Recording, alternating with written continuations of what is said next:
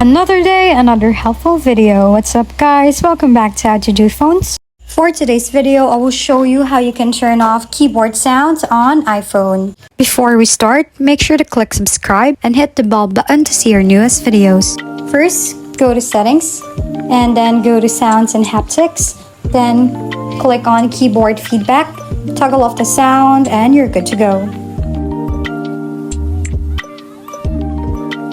If this video was helpful, don't forget to give us a thumbs up and leave a comment down below. See you on our next video!